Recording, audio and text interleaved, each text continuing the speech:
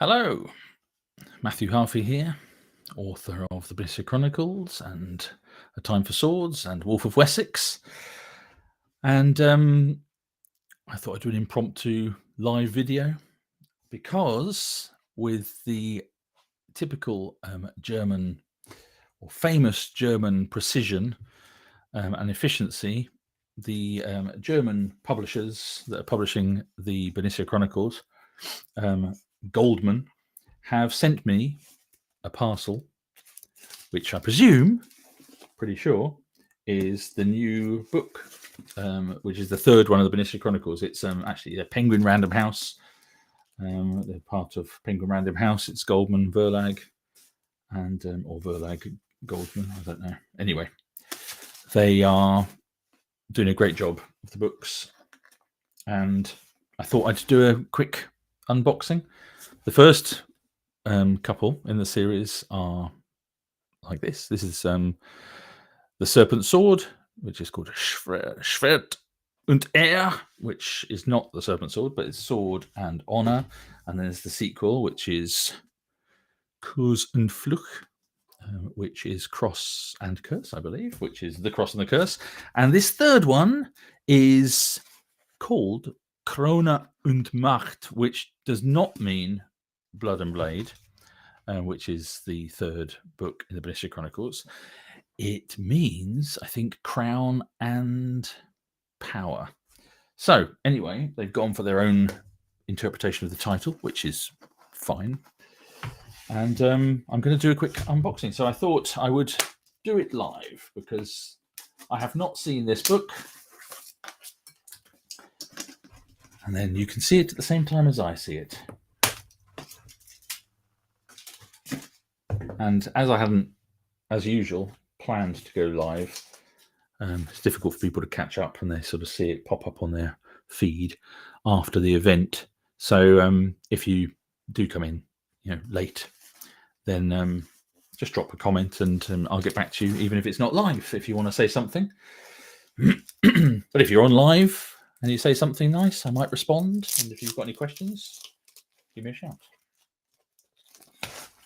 Right, here we go. I'm going to open it up if I can. Or I might need the scissors again. Not only are they efficient at posting it so it arrives on the day, they're also efficient at parceling it up. Oh, look, I've got 2 copies here. Oh, did I get 2 copies of each of the others? I probably did. I vaguely remember. I'll have a look and see if I can dig them out, actually, and see if I can. I must have a whole set then of the first 3 of the Bernicia Chronicles in German. I'd like to keep 1 set for myself, but I must have a whole set extra left over. So I should do a little competition for that. So yeah, I'll have to think about how to do that. But let me know if there's any German speakers watching this. If you fancy some signed copies of the Bernicia Chronicles in German, the first 3. And give us a shout and see what I can do. Right, throw that away over here. Right, let's have a look then. I look live on camera. The cover's pretty nice. I think it looks good. I mean, I think they're doing a really good job with these books, actually. They look really good. They sort of sum up, give a feel of the period. Interestingly, this cover is most reminiscent of the original English cover of Killer of Kings, which had a crown on and probably quite anachronistic actually for the period, but gives a feel for the age, I think. Anyway, it looks good. I should just mention here the translator of all 3 of these books is a guy called Leo Strom. And I presume he's done a good job. I don't speak German, but I assume he's done a good job, as I don't think any of the reviews I've seen have complained about the translation being clunky. Some of them complained about the story not being great, but that's not his fault. So let's have a look inside. Okay, so we've got this. It's sort of like it's a soft copy, but almost like formatted like a hardback. So it's got the sort of these little flaps, and it's got these lovely images, and Someone else can translate that. I think I can see something like the struggle for England has begun. Seem to see there. My German is not up to much, but I can understand a few bits and bobs. Okay, and here is my face. Photo taken a few years ago. I probably need to get a new one done. I'm grayer now, if possible. No, it's true. I am going grayer. My beard there. I had a little tiny bit of grey. Now I've sort of gone almost fully grey in the beard department. Okay, and here's all three together, saying something about England in the 7th century. I can see in the German blurb there. So I think the books look really nice, and I don't know if it's because German is a more verbose language than English, or what, or the words are longer, but they seem to be chunky books as well. So nearly 500 pages, and this book is only it's not the longest one in English by a long stretch. It's about 100,000 words. I think this one. At the time, I think it was the shortest of the three. So, but it still looks like a sizable tome. Anyway, there you go. I think they look really good. Any German speakers out there that fancy 3 of these, I tell you what, let's do the competition now. If you're watching this and you speak German and you would like a copy of the 3 of the first 3 books of the Bernicia Chronicles signed by me, all you'll have to do is pay postage, because it could cost a fortune to get to you wherever you are. But I'd be happy to sign them and stick them in the post for you. I'll tell you what, I'll do free postage if it's in the UK. If you're a German speaker in the UK, if it's abroad, sorry, I'm going to have to charge for postage, because the postage is so expensive and crazy to send overseas at the moment. The post overseas from Royal Mail is not working at all. Bizarrely, I don't know if it's back again, but one of the joys of Brexit, the gift that keeps on giving. But let's not talk about that. So long before Brexit, we have the 7th century, and here is the 3rd book in the Bernicia Chronicles. If you have read the books and you're in Germany and you like my writing and you like the books in German, and you'd like to see the rest of them, then I suppose share, lots. And I was going to finish talking about the competition thing. I don't think I sort of said what you need to do, did I? Maybe I did. But basically, yeah, share this and comment and drop me a line saying that you've shared this video wherever, and let me know that you want to have the books. And if there's more than one person that would like 3 signed German language Bernicia Chronicles books, then I'll put your names in a hat and draw them in a week or 2. So yeah, so share and comment and let me know. Yes, what was I saying? Yes, so that if you've bought the books and you would like to see the rest of the books in German, then share far and wide. Try to get as many people to buy them as possible. Maybe drop a line to the publishers. Who knows? Go onto their social media, Verlag Goldman. There you got there they are, Goldman, and say how much you like the books. The more reviews there are of the books on Amazon and other places, and the more Goldman see there's an interest, and of course the more books they actually sell, which is really the most important thing, the bigger chance there is that they'll buy the rest of the books. I'd really love them to buy the rest of the series. Of course, we're up to book number 9 now, so we've only got 3 books translated, and as we stand at the moment, that's as far as it goes. They haven't bought number 4 onwards, so yeah, fingers crossed. But yes, spread the word, get as many people to buy these books as you can, and I will just show them again, because look how nice they are. Look, the Serpent's Sword, Schwert und Kruse und Fluch. I like the names, actually. And then, of course, the new one, Krone und Macht. Sorry for my terrible German accent. So yeah, that's that. Bear with me a second. There was something else, I think. Is it here? Is it in the other one? Oh, I don't think it is here. I was going to get... Just changing the subject from German, other translation news. I mentioned it the other day, but I've actually sold the rights to the 3 Hunlaf books, the A Time for Swords series, A Time for Swords, and Night of Flames, and the new one that's going to come out this year, A Day of Reckoning. Those have been sold to a Spanish publisher, so they'll be coming out in Spanish at some point. I'm not sure what their timeline is for that, but they'll be coming out in Spanish. So if you've got any Spanish-speaking friends, that will be great for them. Or if you're Spanish-speaking and you're watching this and you'd like to read them in your native language. In the meantime, I've got one book out in Spanish, which is just the short novella that I published was published in the UK by Head of Zeus back in 2017. It's Kin of Cain, but that's been published by me. So I've self-published that. It's translated by a writer called translator called Mariana Planas. And I'll see if I can share it. I don't know if I can share my screen here. Can I do that? Let's see if I can share my screen. Can I do that? Maybe I can't. I don't know.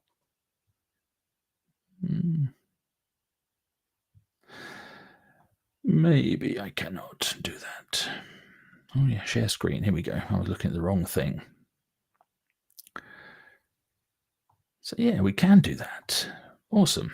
Okay, here you go. This is sharing my screen. Hopefully you can see this. Hopefully I'm sharing it. So it's called De la Casta de Caín in Spanish, which means of the cast of Cain, Kin of Cain.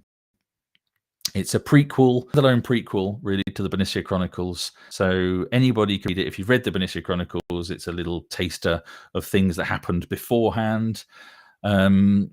And if you haven't read the Bernicia Chronicles, then it's a great entry point.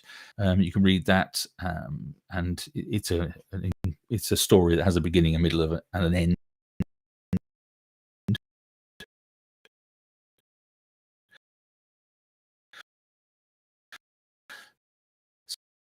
So you don't link in the description on it, because it's only been out for a couple of weeks. It's not hugely. I guess there's not great visibility of it to get noticed, and it's the first Spanish book out there on Amazon for me. But yes, see what you think. I'm getting noticed that one of my streams is having connection issues, so I don't know which that is. Hope you can all still see me. Which one that was. And as I mentioned, A Day of Reckoning as well. I'll share that and show A Day of Reckoning as well. Show you the cover of that.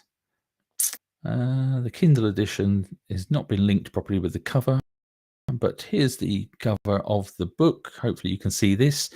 So it's out in English in October. Get an idea of that. I don't think I can expand the image there, but basically you've got your Viking ship, sunset, and coming up to Moorish Spain. So it's Islamic Spain, 796. Not sure about this architecture, whether it's completely accurate, probably anachronistically modern, but gives the impression of a more advanced civilization, perhaps, in terms of architecture than the Norse and Hunlaf and Ranulf and friends. So I'm actually just editing that at the moment. I'm pretty much, I'm going to finish probably the next couple of days, my edits, and then I've got to write the historical note, the author's note for that, and the acknowledgements, and then it's off to my editor, and then I'll start planning the next book, which is going to be a standalone, the next one. I haven't got a title for it yet. Probably won't talk about it too much at the moment, but I'm guessing in the next couple of months, next few months, there'll be some I'll answer the questions in a minute. I've just seen a question there. I'll answer that in a minute. Yeah, so probably the next few months, information about that book will start filtering out, but it won't be out. That one won't be out until next, I think it's March or something, or May. So it's like next year, 2024. So you've got a Day of Reckoning coming out first in October. Only one book coming out this year, apart from the translations. So look, here's a question which I will share at the bottom here. Look at this from Rob. Hi, Rob. Quick question. How do you pronounce Hunlaf's Welsh warrior's name? In my head, it just comes out as Gwendir. Well, interesting you should say that, but I'm not 100% sure that my pronunciation is correct. But I think it's sort of Gwaurdur, but I could be wrong. And probably the best bet is to listen to the audio book and listen to Barnaby Edwards, because he does a great job of all those things. But yeah, I think it's Gwaurdur. That's, or it could be Gwaudir. But anyway, it's sort of Gwaur, I think, is that the first syllable, sort of diphthong. But yeah, so it's actually here's me owning up to something.